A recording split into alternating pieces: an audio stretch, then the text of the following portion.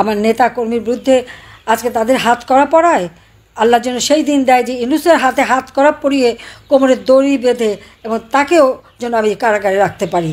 সেই সুযোগটার জন্য আল্লাহ আমাকে দেয়, আমি শুধু সেই দোয়া করি, আপনাদের কাছে দোয়া চাই, ইনশাল্লাহ করব। বিদ্রোহ তার তদন্ত কমিশনের চেয়ারম্যান। বাংলাদেশে খেলার আর সীমা নেই। আর ইউনূস একটা কে সেটা আমি জানি, যদিও তার ওই মিটিমিটি কথায় আমিও ভুলেছিলাম। ভেবেছিলাম লোকটা ৬,০০০ টাকা বেতনে গ্রামীণ ব্যাংকের এমডি পদে চাকরি পেয়েছে, যে গরিবের জন্য কল্যাণ করতে চায়। কাজে গ্রামীণ ব্যাংকে ৪০০ কোটি টাকা, তাকে মোবাইল ফোনের ব্যবসা সবই দেওয়া হয়েছিল। এমনকি ওয়াশিংটনে ক্ষুদ্র ঋণ নিরূপণ সম্মেলন আমাকে এসে হাত পা ধরলো যাওয়ার জন্য, আমি গেলাম। সেই সব সেমিনারে বক্তৃতাও দিলাম, দিয়েও ইউনূসকে খুব হাইলাইট করতাম। তখন তো আমি জানি না যে লোকটা এত বড় শয়তান আর তার ভিতরে এত কুটচাল এবং লোকটা এত অর্থলোভী, স্বার্থপর। এটা হলো বাস্তবতা। আজকে সে আমাদের কাছ থেকে এত সুযোগ নিয়ে আজকে সারা বাংলাদেশটাকে জ্বালিয়ে পড়ে ছাড়খাড় করে খাচ্ছে। দেশ বিক্রির মুচলেখা দিয়ে এসেছে। দেশটা বেচা তো সহজ নয়। এই বাংলাদেশ লাখো শহীদের রক্তের বিনিময়ে অর্জিত। একথা সে তো আর মুক্তিযুদ্ধে কোনো অবদান নাই। এমনকি এই বাংলাদেশে যতগুলি ঘটনা, বাংলাদেশে তো সে একটা পয়সাও কোনো দিন ইনভেস্টমেন্ট করে নাই, কিন্তু গরিবের রক্ত চুষে খেয়েছে। আর যত টাকা গ্রামীণ ব্যাংকের নামে এসেছে সব নয়ছয় করেছে। সে যে টাকা পয়সা কীভাবে এদিক থেকে ওদিক করতে পারে, সেটা যদি মানে তদন্ত রিপোর্টগুলি সেগুলি যে বের হয়েছিল সেটা যদি কেউ পান আর দেখেন, আপনারা অবাক হয়ে যাবেন যে একটা মানুষ কত বড় মানে ধুরন্ধর হতে পারে, যে সেই টাকা পয়সা নিয়ে এসে এদিক ওদিক। তার যে বিভিন্ন ব্যাংকে টাকা, এফডিআরগুলি, নাহলে ৫,০০০ কোটি টাকা তার এফডিআর বিভিন্ন নামে। এরপরেও আবার বিভিন্ন প্রতিষ্ঠান, এক গ্রামীণ ব্যাংকের নাম ভাঙিয়ে গ্রামীণ ব্যাংকের নামে যত রকমের প্রতিষ্ঠান আর যত রকমের কোম্পানি খুলে সে টাকাকে নয়ছয় করা, এদিকে ওদিকে করা। এরকম একটা টাকা যখন আমাদের হাতে নাতে ধরা পড়লো যে ৬ কোটি টাকার একটা চেক একটা ব্যাংকে থেকে আরেকটা ব্যাংকে নেওয়া, সেখান থেকে আবার আরেকটা চেক পাঠানো, সেই চেকে কে পাবে তার নাম লেখা নাই, মাথার উপরে শুধু একটা অ্যাকাউন্ট নাম্বার। বাংলাদেশ ব্যাংকের বিএফআইও যখন এটার উপরে তদন্ত করতে যে দেখলো সে টাকা ইউনূসের পার্সোনাল মানে অ্যাকাউন্টে ঢুকে গেছে, এই পার্সোনাল অ্যাকাউন্টে ঢুকে ওইটা তদন্ত করতে যে দেখে তখন ইউনূস ফাউন্ডেশনে সে টাকা ফিক্সড ডিপোজিট হয়ে গেছে। অর্থাৎ কিভাবে এই লোকটা টাকাকে নয়ছয় করতে পারে সেটাই আপনারা একবার ভেবে দেখেন। এই ফান্ড, ওই ফান্ড, মিউচুয়াল ফান্ড, অমুক ফান্ড, ট্রাস্ট ফান্ড, কল্যাণ ফান্ড, বিভিন্ন ফান্ডের নামে নামে এই টাকাগুলি সে সরিয়েছে। গ্রামীণ ব্যাংকের টাকা গ্রামীণ ব্যাংকে থাকবে। এখন গ্রামীণ ব্যাংকের কল্যাণ ফান্ড মানে সেখানে টাকা আসা মানে ওটা একমাত্র ইউনূস ছাড়া কেউ অপারেট করতে পারবে না। আর এখন তার কাছ থেকে আবার মানে দুর্নীতির, আমাদের আওয়ামী লীগের নেতাকর্মীর বিরুদ্ধে দুর্নীতির মামলা, হত্যার মামলা, নানা ধরনের মামলা দিচ্ছে। এবং আমাদের কিছু আতেল আছে, তারা কি এসব কিছু জানে, খোঁজ নিয়েছে কখনো? হ্যাঁ, দেখলাম একজন বলল, দেবপ্রিয় থেকে শুরু করে অনেক বলছে কি আওয়ামী লীগ নাকি সম্পদের হিসাব দেয় না। কথাটা ঠিক হতো না? আমরা যারা নির্বাচন করি প্রত্যেক নির্বাচনের আগে আমাদেরকে আমাদের সম্পদের হিসাব বিবরণী দিতে হয়। অর্থাৎ আমরা কিন্তু একটা সময় প্রতি বছরই আমাদের ট্যাক্স পেমেন্ট, ট্যাক্স ক্লিয়ার থাকতে হবে। আওয়ামী লীগ পার্টি হিসেবে আমাদের মানে সম্পূর্ণ টাকার হিসাব আমরা কিন্তু সেটা করে প্রতি বছর দিয়ে থাকি।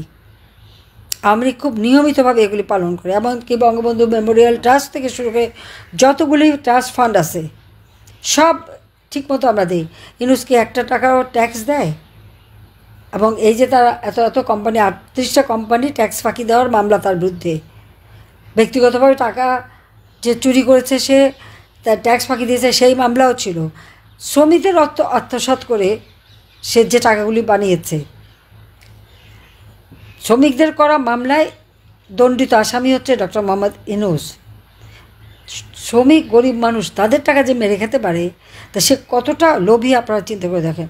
আমি সবাইকে একটা কথাই বলবো যে এই যে হামলা মামলা দিয়ে, ভয় ভীতি দিয়ে তারা আওয়ামী লীগকে ঘরে ঢুকাতে চায়। হ্যাঁ, একটা পর্যায়ে সেরকম ছিল, কারণ তাদের হাতে অবৈধ অস্ত্র। তারা তো সেনাবাহিনীকেও চ্যালেঞ্জ করেছে আর আমাদের সেনাবাহিনী যারা চ্যালেঞ্জ করে তাদেরকে নাকি সন্তানের মতো দেখে।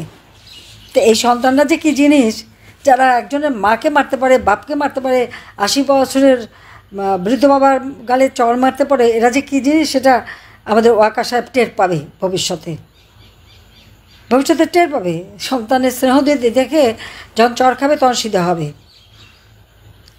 আমরা কখনো কারোর মুখাপেক্ষি হইনি, দেশ বেসা মুচলেখা দিয়ে আসেনি। কাজে আওয়ামী লীগের প্রত্যেকটা নেতাকর্মীকে আমি বলবো, যার যার এলাকায় সকলে ঐক্যবদ্ধ হতে হবে।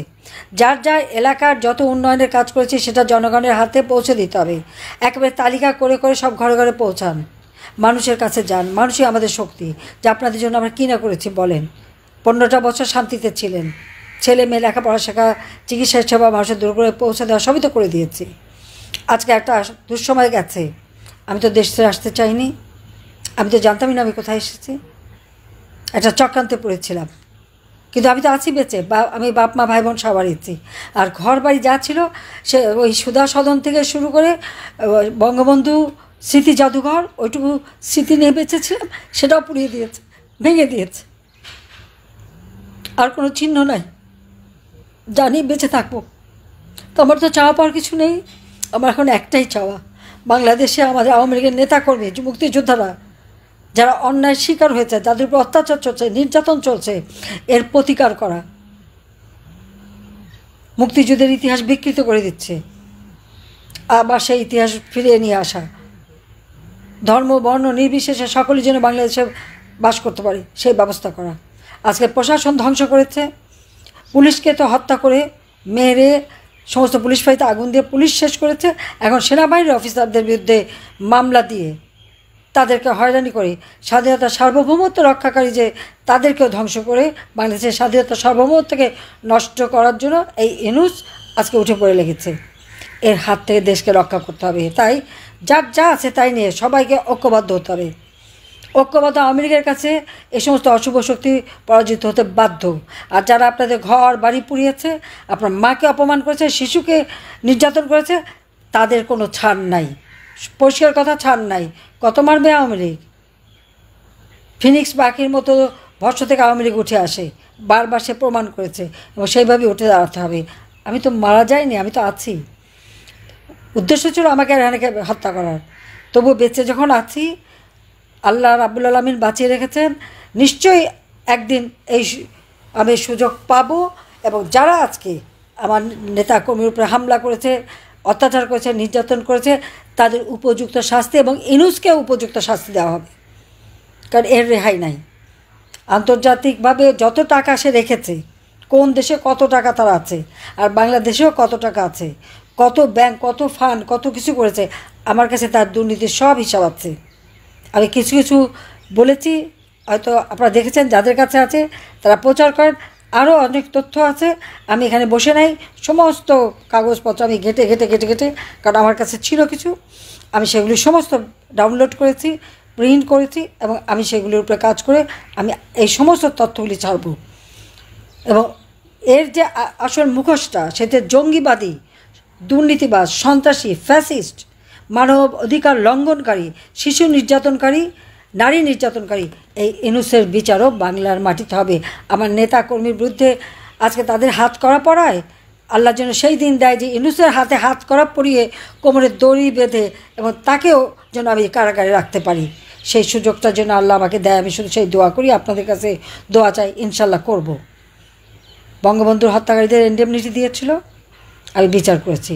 15ই জুলাই 2024 থেকে যাদেরকে ইন্ডেমনিটি দিয়েছে, তারা একদিন তাদের বিচার একদিন বাংলাদেশে হবেই হবে। আমাকে শাস্তি দেবে দিক, আমি কেয়ার করি না, ওই শাস্তি আমি পড়া করি না। কিন্তু আমি জানি আল্লাহ আমাকে সুযোগ দেবে, ওই ইন্ডেমনিটি থাকবে না, সকলের বিচার হবে। তালিকা করে ব্যবস্থা নেবেন। এখন থেকে যার যেখানে আছে আপনাদেরও শোধ তুলতে হবে। চোখের বদলে চোখ, হাতের বদলে হাত, কোরআন শরীফের কথা মাথায় রেখে যার যা আছে ব্যবস্থা নেবেন, এটা আমি চাই। সবাইকে ধন্যবাদ। জয় বাংলা, জয় বঙ্গবন্ধু, বাংলাদেশ চিরজীবী হোক। খোদা হাফেজ।